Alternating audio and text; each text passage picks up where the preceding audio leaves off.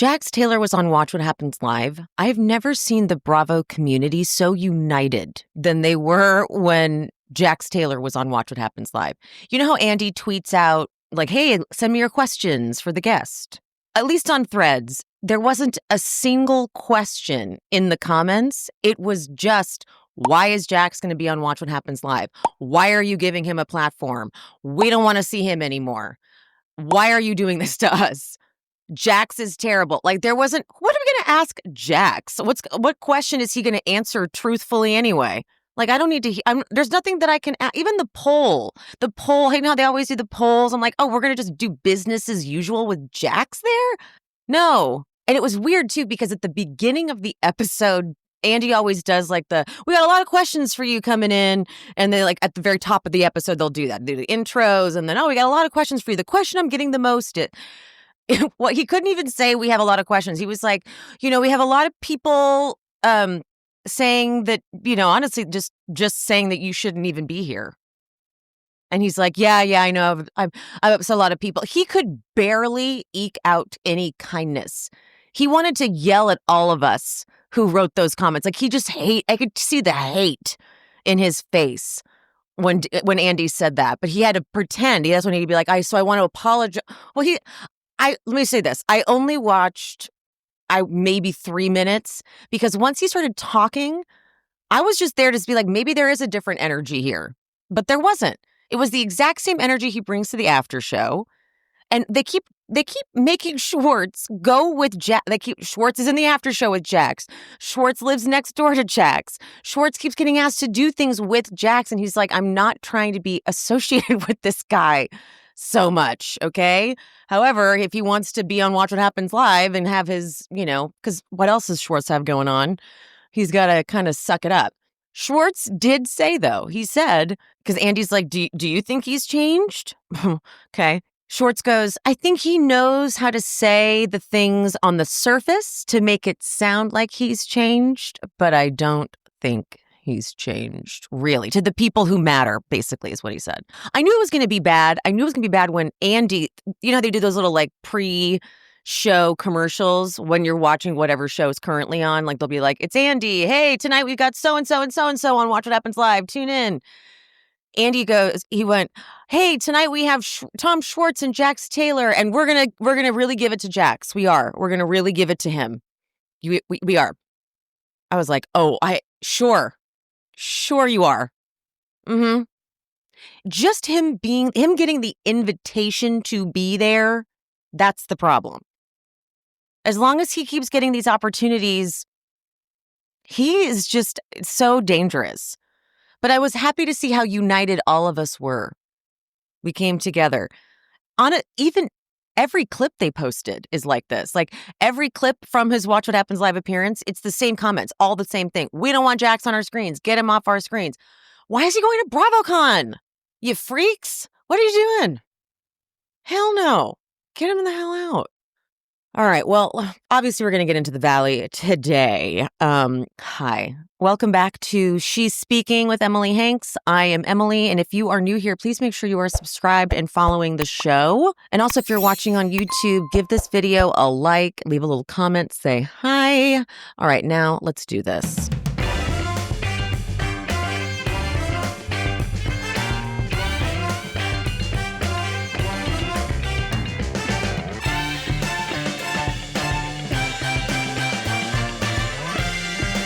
All right, I skimmed the first segment of this episode where Jax is in the car with Jesse and talking about his experience. And doesn't he say longest 30 days or something about 30 days? But we know he left early. So I think he's just lying on camera. I think he thinks that he'll just be able to get away with saying he's 30 days.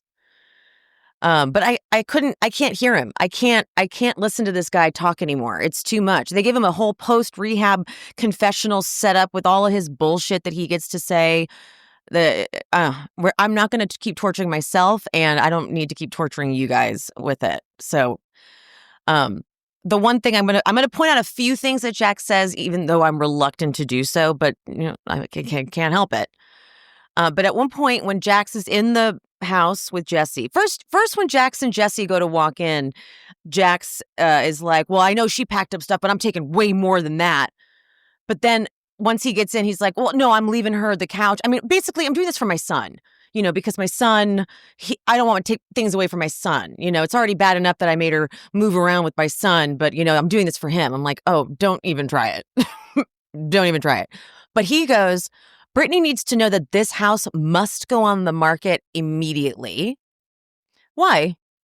Why does it need to go on the market immediately, dude? He goes, no woman needs a 5-bedroom house, 7-bath. You are a woman with a child. Get something like a 3-bedroom that's manageable as a woman. Why does he keep saying, God, I hate him. God, I hate him.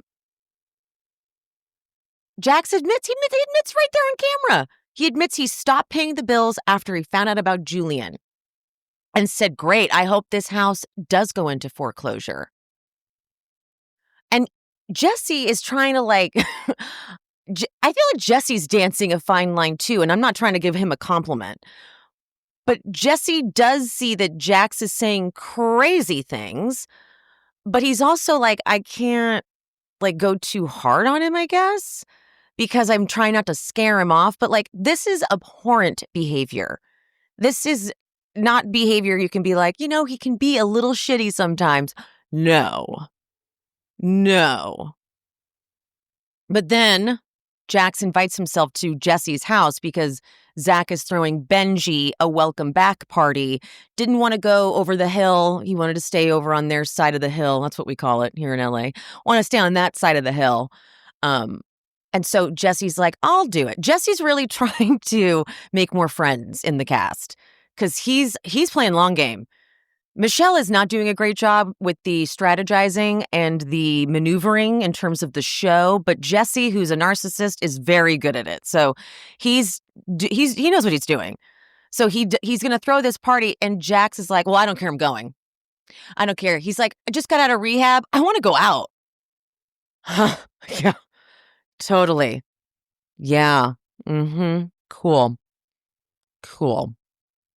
Well, speaking of Zach and Benji, once again, they're going to LAX, picking up some. This sucks for the people. Well, I guess when they picked up Zach, when Jasmine and Melissa picked up Zach, I don't remember the cameras. I guess they did have cameras there. Yeah, so for the second time, this crew has had to drive to LAX in traffic. The reason I noticed it this time, that there was another crew there, is because they have a camera on the back of one of their production cars, and that's what's giving you the shot of Zach driving. Well, Zach is, I think, one of the worst drivers. He would drive me nuts. If I was behind Zach, I'd kill him because they show, obviously, the light has turned green and the production van clearly starts going, and there's this miles of space where Zach still hasn't even pressed on the gas. I'm like, oh my God, he's that guy where the light turns green. He thinks about it. The cars are moving, and then he starts accelerating. I don't care if we're stuck in traffic, and it doesn't really matter because you're just going to get caught back up to me. I need you to follow me closer. I need you to step on it. If I was behind Zach, I would have been going around him like, what are you doing? I would have been that, because it was one of my pet peeves, man. Woo! Especially when you're in traffic, you're like, get it together. It's green. Go. We cannot miss this light, you psycho. Sorry, that's such LA things to get mad about. But when they showed Zach driving, I'm like, oh, I could not be in a car with him. I would be like, they're behind us. Zach, go. Anyway, Michelle and Aaron have a scene, and I believe is this at Michelle's house or Aaron's house? Do they live together? Because they're talking about, I thought they did. They're talking about how they could move in, and he's like, would it be weird though if I'm living with Isabella? And she goes, well, not if we're engaged. I'm like, whoa. Look, I get that she was in a loveless marriage for quite some time. So to me, I'm thinking wow, that was really fast. But she probably moved on emotionally so long ago. And even if she was cheating on Jesse, I'm like, fine. I don't care at all. But I figured something out when I was watching this scene. And I've probably already said this before. There's a little shot of Michelle chopping something in the kitchen. And she's just not naturally very entertaining. You know, she's just kind of like and neither is Aaron. Like they're both kind of they're both quiet. And the way Michelle talks, it's just crazy that for so long she was with someone like Jesse, who is so volatile and wants to fight, as where Michelle clearly, like, her comfortable level is low.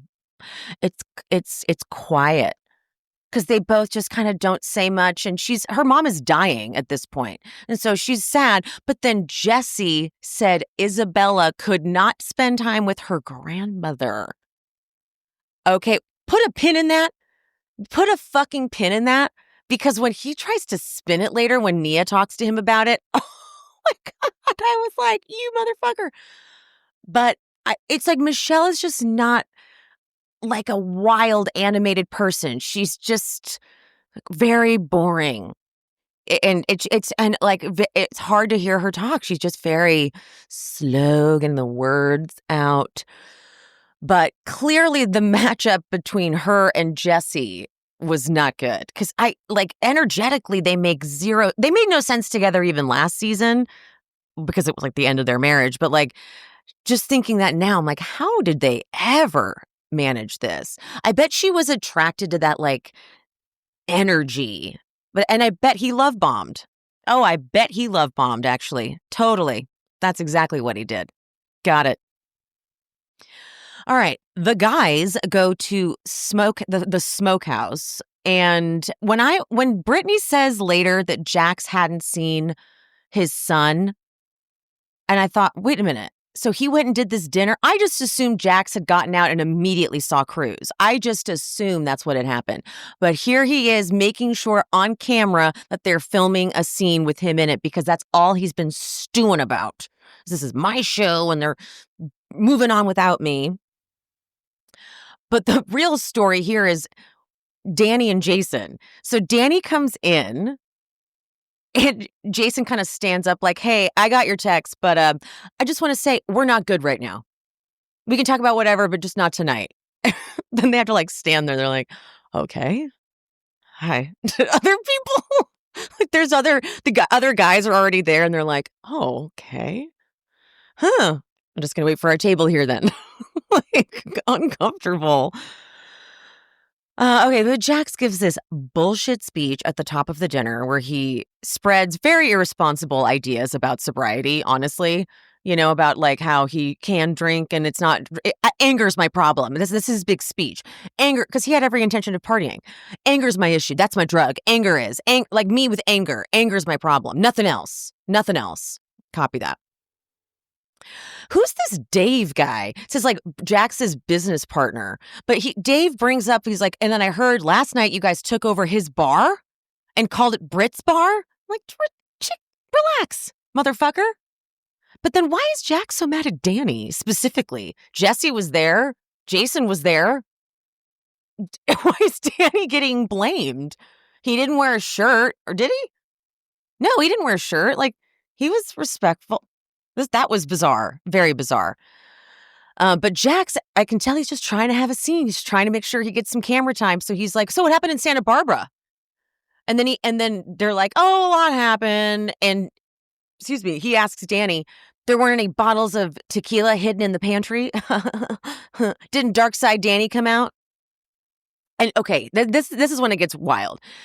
Jesse goes, no, we don't call him Dark Side Danny anymore, because he was going to say we call him Pantry Danny. But Jason, he doesn't hear the second part of that joke. He just goes, I do. Like, he was like sinister about it. He's like, I do. And then Jax can't wait. He's like, what's going on here? Let's get it out of the way. Let's just talk about it, because I've been gone and I need you guys to give me some content so I can be a part of it. And Danny goes, dude, I did. I sent him an apology today. And Jason's like, you didn't even know what you were apologizing for. You were blacked out, dude. Danny goes, I was not even close to blacked out. And Jason goes, oh my God, you're in such denial. It's insane, dude. What are you doing? What is the worst thing that Danny did? The worst thing that Danny did was stick his nose maybe into a conversation that didn't need to happen. And yes, Nia was like, don't, Danny, stop. What are you doing? And like, no one really knew what was going on. But this level, I mean, I guess he did call Janet a snake. So maybe Jason is just being a protective husband? It's so aggressive because Jax is right here. Like, if you needed an example of somebody who's a mess, it's like you got Danny next to Jax. Like, no perspective here? None whatsoever? As Jax is done telling you guys that anger is his problem, not drinking or drugging? Really? And Jason's confessional. He goes, being around a person who is going to get blasted, lie about their alcohol consumption, and gaslight, that's a dangerous person to be around. I'm so sorry. What is going on? Then he says, and you act like you're better than Jax, but I drove Jax to a mental health facility, but I mean, I should be driving you to a mental health facility. What?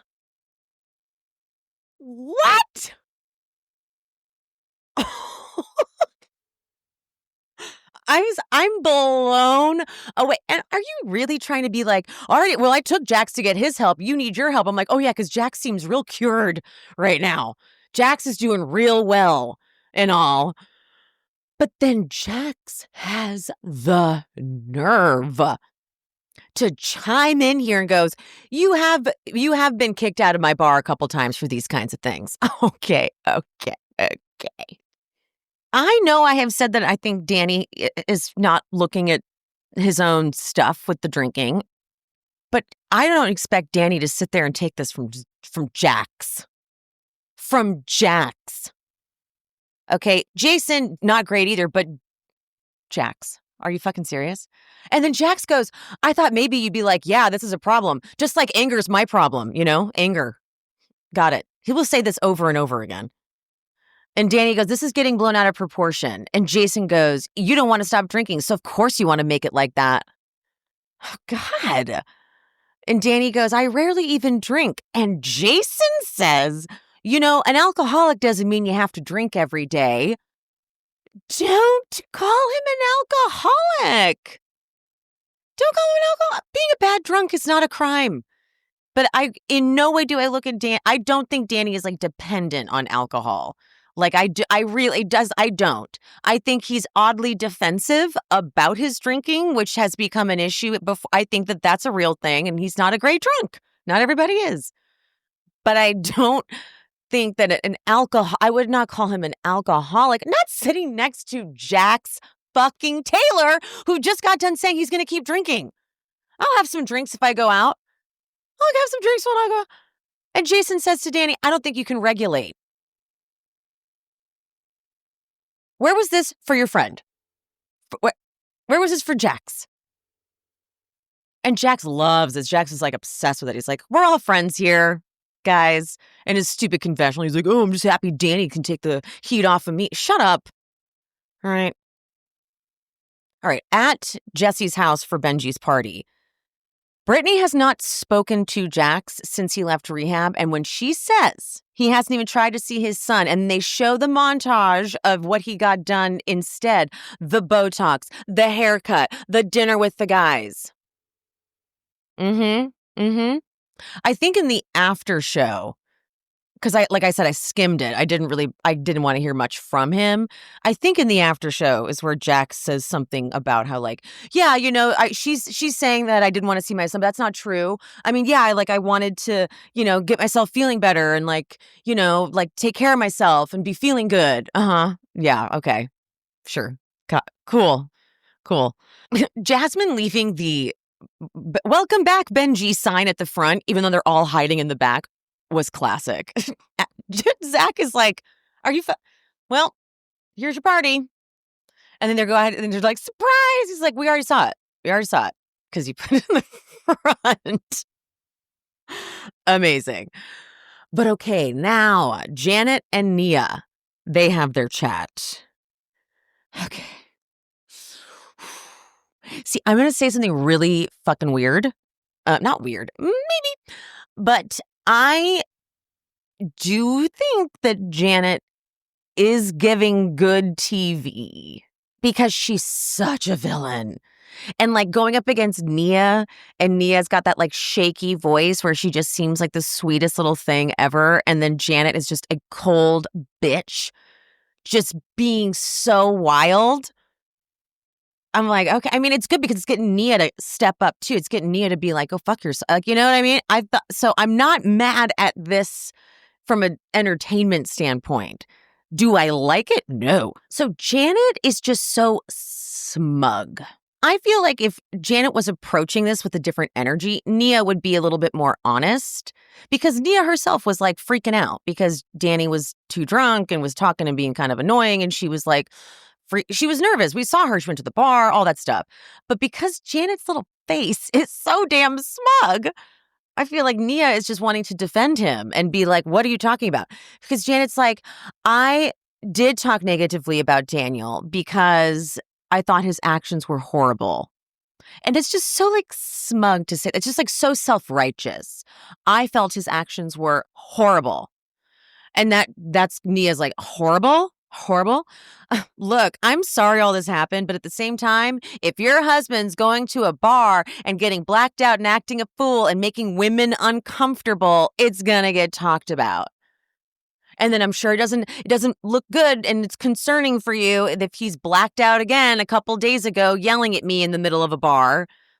And it's like, it's so smug that Nia knew that there was some stuff going with Danny and Janet that night. But because she's got that little tone, it's like, oh. So she's like, Nia goes, he was not blacked out. He had 2 seltzers.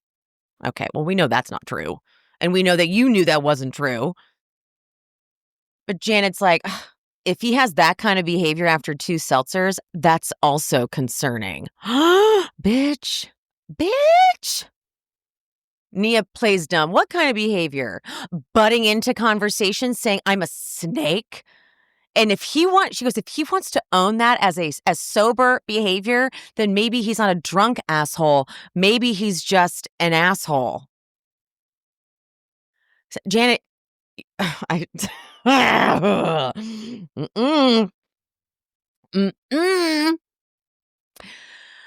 So Nia says, I think you're intentionally trying to bring a bad light onto him. I'm bringing the truth, Janet says.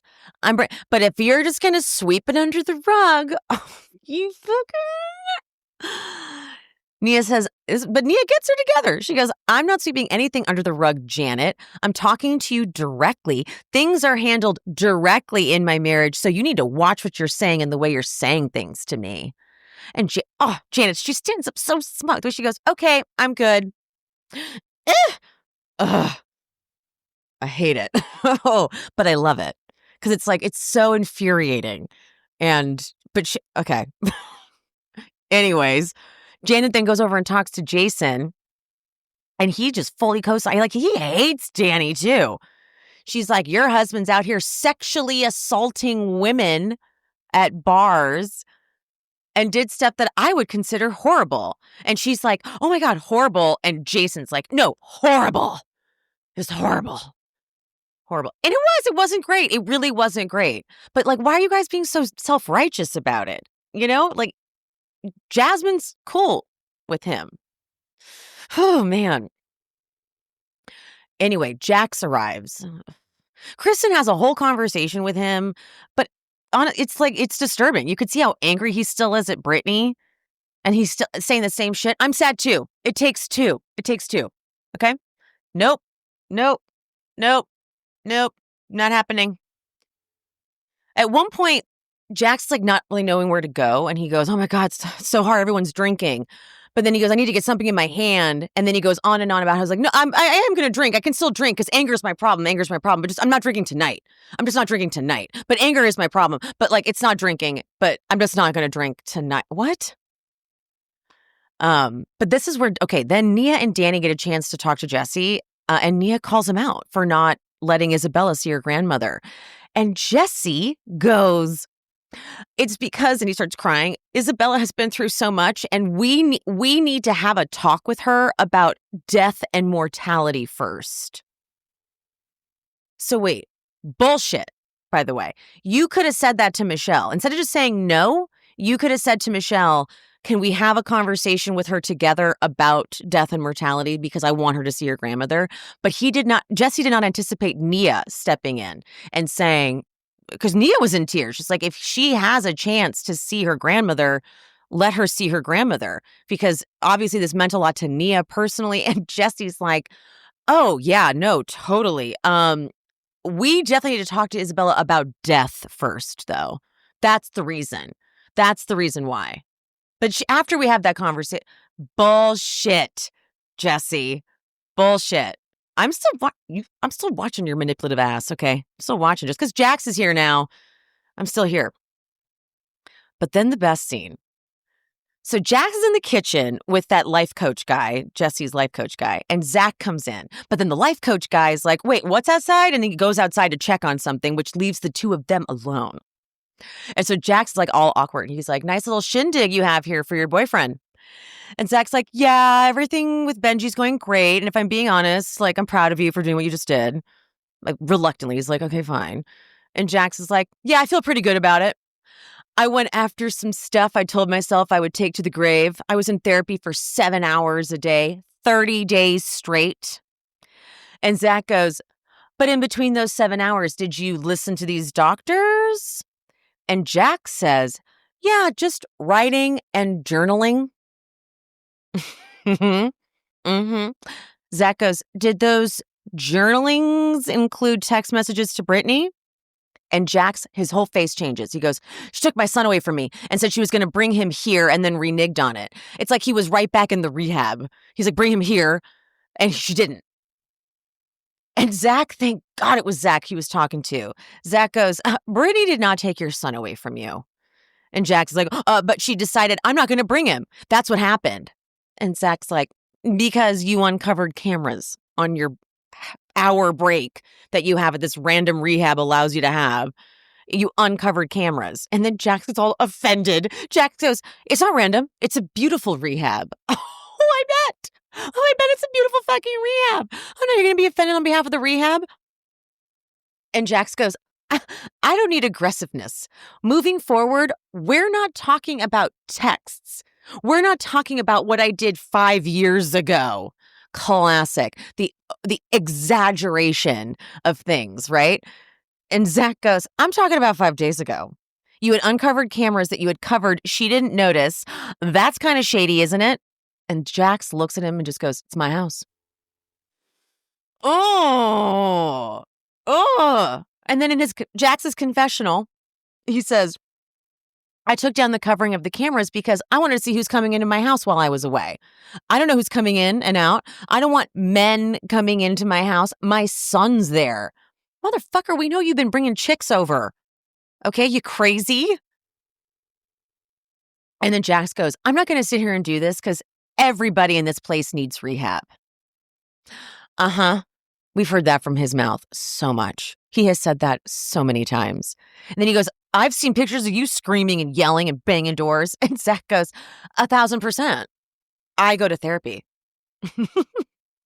Jax goes, whatever, this is not a bash party for Jax. This is not what this is. And if this is what it's going to be, I'm going to walk. Okay. Zach goes, oh, well, then walk. There's the door. There's the front door. Jax goes, I'm going to talk to Brittany and then I'm going to go. Well, Brittany doesn't want to talk to you. That's none of your business. And the way Zach smiles, Zach's like, oh, I love when you say that because it is my business, you fucking idiot. He's just like, oh, there, I got him. He goes, and Jax goes, I don't like what you're bringing here. And I don't want you coming to my bar either. Okay. Zach's like, okay, tell your partners that. Okay. Yeah. You act like it's your money in that bar. It is my money. Oh, is it? Well, yeah, Brittany made it for you. And then Jax goes, and it's my show, not yours, my show. Zach, beat. It wasn't for the past 30 days.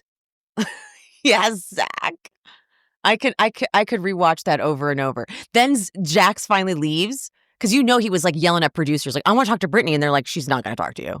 He's not going to talk to you. He's like, are you fucking serious? Are you fucking serious? So he leaves, and then Zach opens the door and goes, everyone can unclench their buttholes. Zach Taylor. Jax Taylor has left the building. For real.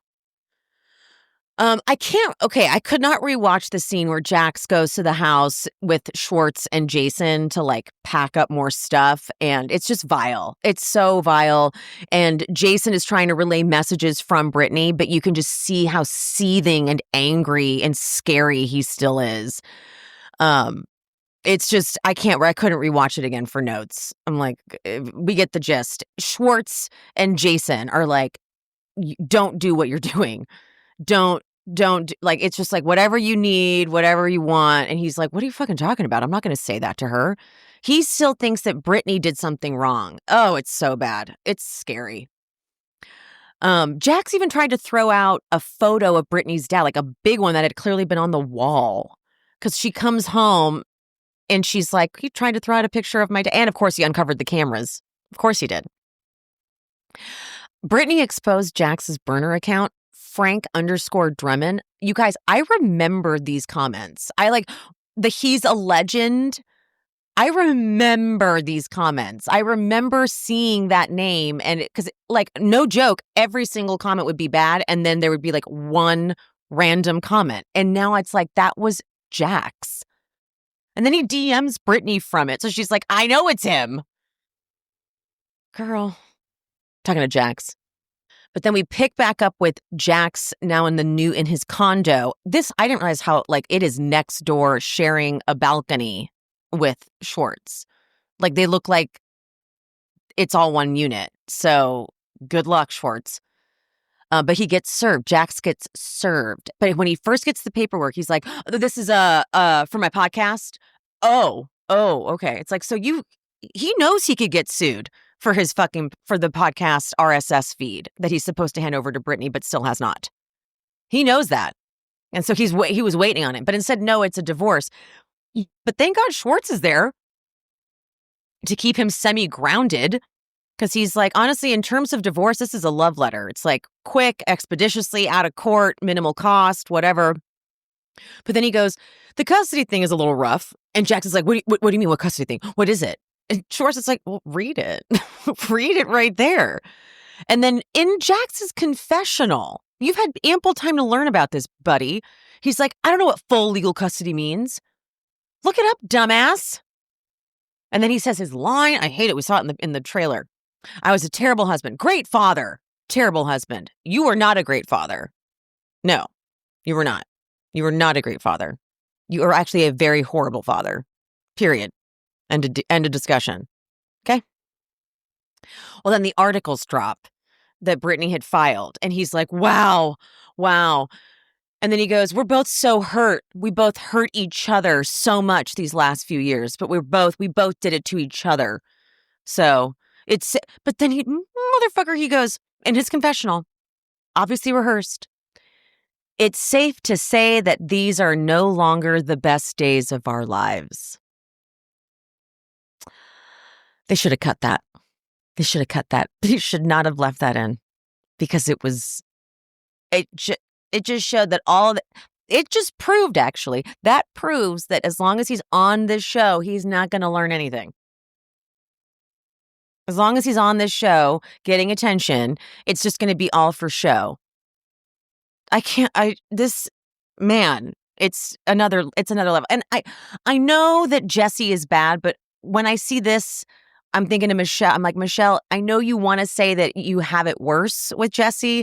It's just different, because I don't feel like Michelle is in danger physically, as where I feel like Brittany is in danger physically with Jax. Like, he is not a safe space.